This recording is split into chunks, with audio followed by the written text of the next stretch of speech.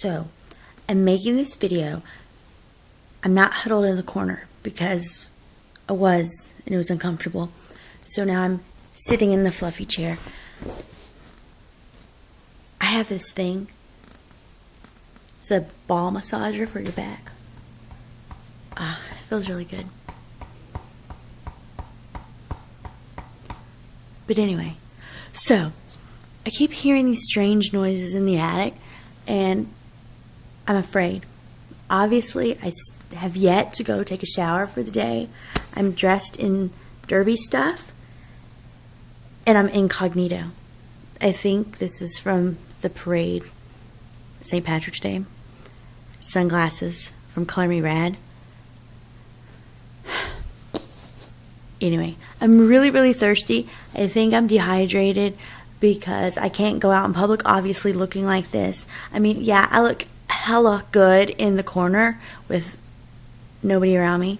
But if I were to go out in public like this, you should see the pants I'm wearing. I don't know if you saw that or not, but trust me. I can't go out in public. I don't match. And now the noises have stopped. I don't know if I'm scared more or less by that. Probably a little bit more since I brought it up. But I'm a little concerned as to where did the noise go. I'd rather hear the noise and know where the noise is than not hear the noise and not know where the noise is. Because for all I know, it could be right behind me right now.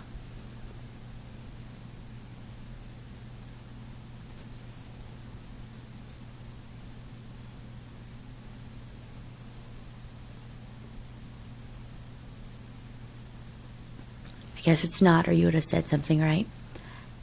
Anyway, I know it's a little bit ridiculous. I've done absolutely nothing all day except order Chinese food. I don't even know when I went pee last.